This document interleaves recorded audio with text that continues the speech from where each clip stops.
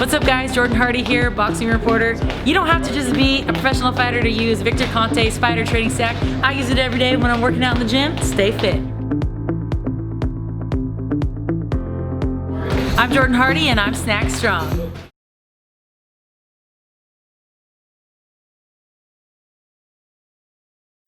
Naazim Richardson has passed away.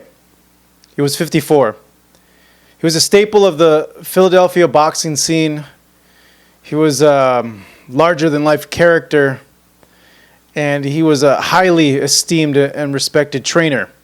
He trained the likes of Bernard Hopkins, Shane Mosley, Steve Cunningham, and many, many others, and influenced a heck of a lot more. I met Nazim about 10, 11 years ago. He was one of the first people I ever interviewed doing this whole boxing thing.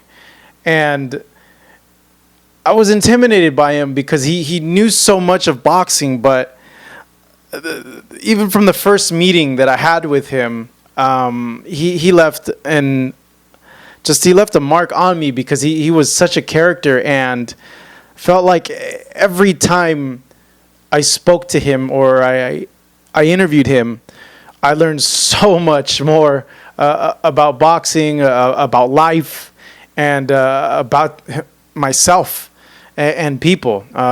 He always had these isms, like these sayings, and he'd always drop nuggets on you in every interview. Like that's what made me look forward to speaking to him in the interviews that I did with him. And the one thing that does stick out to me the most about Nazim these past 10 years that I've had a chance to interview him and cover him and his fighters and see him at various fight weeks is he was always very, very kind and respectful and nice to me. And that really stuck with me, and I've always appreciated that he was just so generous with his time and always willing to talk and share the knowledge that he had. I remember that the first time that I interviewed him was at the Mayweather Mosley press conference, and that was a funny day because I've said this in various videos, and I snuck into that press conference. Somehow I got Floyd to talk to me, and Nazim was like one of the last people I got that day. And it's funny because I went through 10 years of footage of interviews that we have here on the channel on Fight Hub with Nazim, and the last interview footage that I come across was the first interview I ever did with him, and I was just blown away because like how is it that I spent the whole weekend combing through our archives to put together this video tribute that you're going to see in a short bit, a compilation of the best things that he's told us on camera. But how fitting is it that at the end of me going through the archives of the interviews that we had with him, that I fall upon the first interview that I ever did with him. And at the very end, he said the most funniest thing. And man, he was just so generous and so nice. And with him passing, it puts into perspective a few things. One is just take photos, man. Take photos with the people that you love. Take photos with the people that you care about. Take photos of yourself, because you never know when it's going to be the last time you end up seeing that person or interacting with that person. The last time I spoke to Nazim was at the Wilder-Ortiz press conference, and we had a good interview too. It was about like 18, 20 minutes, and we were just chatting, and he wanted to convey the message to clean up boxing, and he just couldn't understand how a lot of offenders for PEDs in boxing got such a soft slap on the wrist in terms of punishment.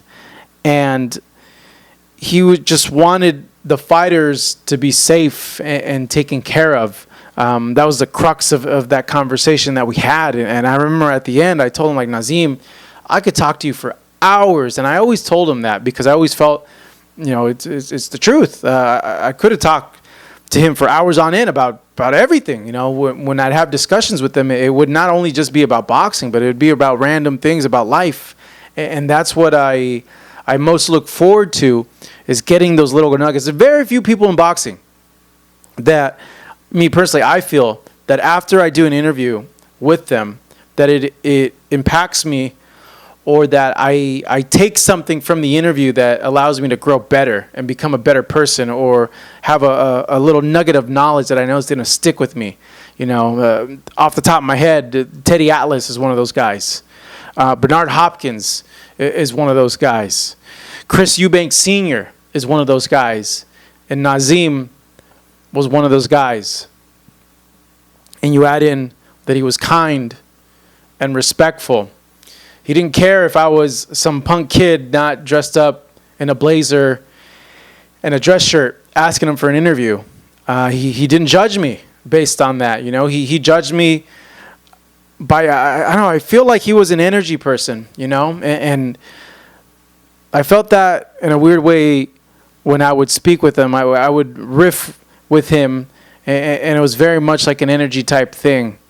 And, you know, it's just always stuck to me how respectful and how well he was with not only me, but the rest of the boxing media and the boxing press. You could be, you know, the most respected guy with the biggest following, or you could be someone who was just starting out, and he'd always give you time. He would sit down with you and actually, you know, talk to you in depth about whatever you wanted to talk to, and he was always willing to talk boxing. And it's taught me how to interact with people. I always remember, you know, how gracious and kind he was with me. And whenever people ask me for their time or to talk to them, you know, and I'm not just saying this because because of this video, but it's true. You know, the way he treated me has rubbed off on my own life as an example of how to treat people and how to interact with people. You know, you treat them the way you want to be treated. And you treat everybody with respect, regardless of race, color, or creed. And he was just overall one of those. You know, boxing has so many characters in this sport, but he was one that really stuck out because of his profoundness in the interviews that we would do with him. With that being said, we put together this tribute to Nazim, a compilation of the best clips, the best isms, the best sayings that he told not only myself, but the rest of the Fight Hub team over the span of the last 10, 11 years in interacting with them at various events. So go ahead, take a look. Let me ask you one question. You ever see the movie Troy? Yeah. Saw the Troy with Brad Pitt. He when his cousin said, man, I wouldn't win everybody with me. And he said, that's why they won't remember your name. Right. If you don't dare to be special, guess what you'll be? Not special. If Pacquiao won't Pacquiao, what you're saying, I heard a million times more when Pacquiao said we was going up to fight Cotto. The only people thought, man, there's people with the last name Pacquiao didn't think Pacquiao could go up there and beat Cotto like that. Like my grandmother used to say, and I didn't understand it at the time. I was fighting in school because they was talking about me. She said, boy, they talk bad about Jesus. I was like, what the heck is wrong with you? What Jesus got to do with my life? I thought Grandma was just slipping. I said, dog, I never pursued a woman when I was a kid for 4 or 5 years. I'm not going to pursue a fight. You know what I mean? They fight. I'm on the no care list now. Take a knee in the chin, an elbow to the side of the head. My only problem with MMA is as soon as the guy put his groin on my forehead, I'm tapping out. I would stick his whole butt in my mouth. He want this more than me. One loss, so a guy took one L, and now all of a sudden he can't fight no more. Got 30 joints on the other side, but he took one hit, so now he's no longer qualified as the top guy. I disagree. That's not what you always want for your athlete, but you don't throw a Cadillac away because it got a dent in it. The situation didn't come to you perfect, but the opportunity came to you take advantage of it. Let's enjoy it. If you already know they're giving out free salad up the street, we can be eating while there's people, will always be people outside who missed it, but my stomach will be full, you know what I mean? They're giving out free grub up there. See, I'm going to tell these young guys right now, We want you to be tough. We want you to be competitive. But this sport, this is prize fighting, not pride fighting. This ain't about who's the toughest guy in the bar. This is about the business of boxing. He said, if you cheating on your wife and she keep letting you cheat, you're gonna keep cheating. There's no incentive to make you do something different. I had 2 heavyweights. I had one guy test positive against both of my heavyweights. And he tested positive against somebody else. So I'm like, what did he buy, a 6-pack of that shit and say, I paid for the whole 6-pack, I'm gonna use it? You know what I mean? But if boxing doesn't step up and says something to him, say, hey man, no, you can't use this. In baseball, they don't let you just keep swinging at the ball until you finally get a hit. They say 1, 2, 3, you out. How do you keep letting guys just repeat their action? Everybody, mistakes are for humans. That's what we do. That's probably what we do best. Probably nothing we do more than make mistakes. You chasing that man or chasing that man or trying to ride the dream that man dreamt, it's ridiculous, man. You got to take the walk you got to take, and it's your walk, and let everybody criticize however they think, because they're going to. Let them criticize and do what they're going to do, but take your walk. And go home to your family at night and live your life, man. Enjoy it to the best of your nature. You always hear commentators say so quickly, did the punch move up with him? If the skills moved up with him, the punch may not be necessary. With his speed and his precision, he can cut that scar tissue open and this guy start leaking all over the place. When you start seeing that maroon shit coming all out of his face, the problems have ensued. You know? With Sean Porter, you got to get your shotgun out and you got to start shooting when you get on your lawn. Because if you get on your steps and get on your porch and get in that front door, I don't care, even if you get him back outside, he gonna do some damage. I've answered that question with a question. How much money did Conor McGregor get for calling out Floyd? 100 million. 100 million. That we know of. Anybody here is allergic to hundreds of millions? Nope. Not a one of them.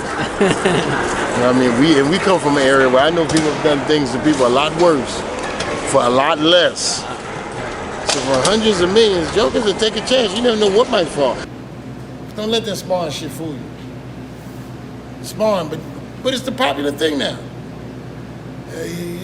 So I told my son once, he got a chance to spar the Olympic gold medalist, and he had missed the Olympics that year. So he got to spar the Olympic gold medalist. Went off on this boy. We in the car going back to the hotel. How you think I did? I said, man, I think if the boy knew he had to defend his gold medal today, he might have showed up differently. He didn't know he was fighting for his gold medal all over again. My young boy, Deontay, I'll be real with you. There's farm animals he can knock the fuck out. Deontay hit anything solid with a pulse. If Deontay hit anything solid with a pulse and a lung, they're gonna wiggle. You can get, and what I mean by that is I'm saying you can go down that Philadelphia Zoo and lean over the cage and let Deontay get a clean shot. Some of them motherfuckers is going. You know what I mean? He believes in himself. That carries you a long way. We saw a big dude do that not too long ago. Just believe in himself. He would tell himself he was certain things and then believed it. Tyson Fury. Tyson Fury's self-belief is one of his biggest weapons. I think his greatest weapon in boxing. It was his self-belief. Get something done, man. Clean up the sport. You know what I mean? We just got to make it mandatory. We got to take tests. You know what I mean? And so the sport can get dangerous. I don't think it's violent. Boxing is violent. I don't believe that. I believe it's violent when you violate the rules of it. Then it becomes violent. But when there's rules set in agreement, cage fighting or whatever, when you got rules, two men agree, okay, we can elbow each other, we can knee each other, that's an agreement. You know what I mean? With rules. Yeah, with rules governing it, you know what I mean? But when guys keep going outside of those rules, this sport can become deadly. And we got to get on top of that, man, because everybody got a family. Everybody's got stories. Some got stories of their family is worse than other guys, but everybody's got a family. He said to himself, I paid for the whole six-pack, and I ain't leaving boxing until I use the whole six-pack. You know what I mean? But you get a smack on the wrist, oh, okay, you can't fight for 6 months. How many of these guys at this level fight every 6 months? max So- twice a year anyway, max. Yeah, so just protect the fighters, man. These people, children and got kids. Come on, man, protect the fighters. Is that a huge blow to boxing, or is it just it's a fight and crazy stuff like that happens? What you saying? Shit, we all got to get new jobs. It's time to use different weapons. See, when you were young, you could just go to your machine guns, let's say. As you get older, you got to start planting some landmines. Watch out for him in the corner right over here. My brother went past 3 questions though, didn't he? He was rotating them Johns. I left him alone. He was rotating them up. I said, all right, shorty. I said, you got it ready. I got to let you do your thing, man. Thank you very much. Nazim, thank you. Thank you so much for being kind and generous and respectful with me. It really had a profound effect on me. You were a living example of the saying, treat others how you want to be treated. And I've never forgotten that. And it's like this shining example that's always stuck out to me in terms of dealing with people in this boxing game. You will be missed greatly, and I'll miss you, and boxing fans will miss you, and everybody you ever interacted with in this boxing community will miss you, and think about you, and think about the interviews, the great interviews that we had with you over the years. You will be greatly missed. Thank you, Nazim.